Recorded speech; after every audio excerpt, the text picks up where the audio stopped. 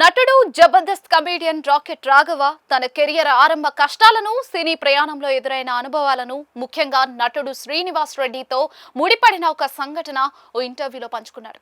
పరిశ్రమకు వచ్చినప్పుడు తనకు కన్నీటి గాథలు తక్కువేనని, పరిస్థితులను చూసి భయపడటం తప్ప ఎక్కువగా కష్టాలను ఎదుర్కోలేదని తెలిపారు. తాను పనిచేసిన వారంతా కూడా లైక్ చేసేవారని, ఎంకరేజ్ చేసేవారని పేర్కొన్నారు. అయితే సినీ రంగ ప్రవేశానికి ముందు రాఘవ తండ్రి ఆయనను టీచర్ ట్రైనింగ్ పూర్తయినందున ప్రైవేట్ స్కూల్లో ఉపాధ్యాయుడిగా చేయమని సలహా ఇచ్చారు. దీనికి రాఘవ 6 నెలల సమయం కోరి పరిశ్రమలో ప్రయత్నించి అవకాశం రాకపోతే తిరిగి వచ్చేస్తానని తండ్రిని ఒప్పించారట. ఈ కమిట్మెంట్ తోనే తండ్రితో ధైర్యంగా మాట్లాడానని, ఆ తర్వాత ఆర్థిక ఇబ్బందులు ఉన్నప్పటికీ కూడా తన తండ్రి నెలకు భోజనం కోసం మెస్ కార్డ్ పంపేవారని గుర్తు చేసుకున్నారు. ప్రారంభ రోజుల్లో సీరియల్ ఆర్టిస్ట్ శ్రీరామ్ తనకు ఎంతగానో అండగా నిలిచారని రాఘవ భావోద్వేగంతో తెలిపారు.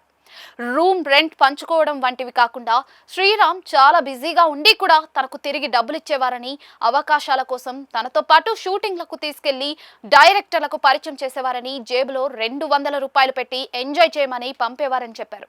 శ్రీరామ్ మద్రాస్కు షూటింగ్కు వెళ్ళినప్పుడు ఒంటరిగా ఉన్న సందర్భంలో అధిక జ్వరం వచ్చి పిచ్చివాడైపోతానని భయపడిన రోజులను కూడా పంచుకున్నారు. ఓ దశలో కేవలం భోజనం కోసమే షూటింగ్లకు వెళ్లిన అనుభవాన్ని వివరించారు. చిత్రపురి కాలనీ కొండల్లో జరిగిన ఒక సీరియల్ షూటింగ్ లో తాను కానిస్టేబుల్ వేషంలో ఖైదీల పక్కన నిలబడి రాళ్లు కొడుతూ కనిపించానని, స్క్రీన్ పై తన ఉనికి అసలు కనిపించదని, అది జూనియర్ ఆర్టిస్ట్ వేషమని ఆ రోజు హర్ట్ అయినట్లుగా పేర్కొన్నారు.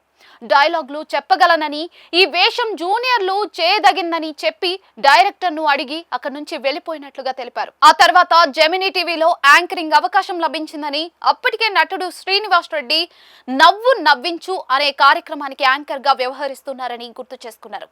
శ్రీనివాస్ రెడ్డి చివరి ఎపిసోడ్ కు, రాఘవ మొదటి ఎపిసోడ్ కు ఒకేసారి ఎంట్రీ ఇచ్చారు. ఆ రోజు శ్రీనివాస్ రెడ్డి తనను ప్రోత్సహించారని, నాకు వచ్చిన మంచి పేరు నీకు రావాలి, మంచి లైఫ్ ఉండాలి అని ఆశీర్వదించి షేక్ హ్యాండ్ ఇచ్చారని రాఘవ తెలిపారు. శ్రీనివాస్ రెడ్డితో తన బంధం బాగుండేదని, ఆయన్ని అన్నయ్య అని పిలిచేవాడినని చెప్పారు.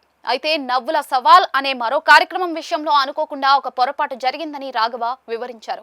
శ్రీనివాస్ రెడ్డి చేస్తున్న ఆ ప్రోగ్రాంను తనకు తెలియకుండానే తాను చేసినట్లుగా చెప్పారు. రాఘవ, ఆ ప్రోగ్రాం నీకు ఎవరిచ్చారు అని శ్రీనివాస్ రెడ్డి అడిగినప్పుడు వారు పిలిచారు అని చెప్పగా, నేను చేసేవాడిని కదా, వారు నాకు చెప్పనే లేదు, కనీసం షూటింగ్ లేదు అని గాని, యాంకర్ను మార్చామని గాని చెప్పలేదు, నువ్వు నాకన్నా చెప్పాలి కదా అని శ్రీనివాస్ రెడ్డి అడిగారని తెలిపారు. తనకు అప్పటికి అంత వైడ్ థింకింగ్ లేదని, పొరపాటు జరిగిపోయిందని రాఘవ వివరించారు. ఈ సంఘటన జరిగి చాలా కాలమైనప్పటికీ కూడా శ్రీనివాస్ రెడ్డి పేరు తలుచుకున్నప్పుడల్లా కూడా తనకు ఆ అపరాధ భావన గుర్తొస్తుందని, దాన్ని చెరుపుకోలేని తప్పు అది అని పేర్కొన్నారు. శ్రీనివాస్ రెడ్డి అలాంటి విషయాలను పట్టించుకునే మనిషి కాదని, ఎప్పుడూ కూడా ఒకేలా ఉంటారని, అయినా తనలో మాత్రం ఆ గిల్టీ ఫీలింగ్ మిగిలిపోయిందని రాఘవ తెలిపారు.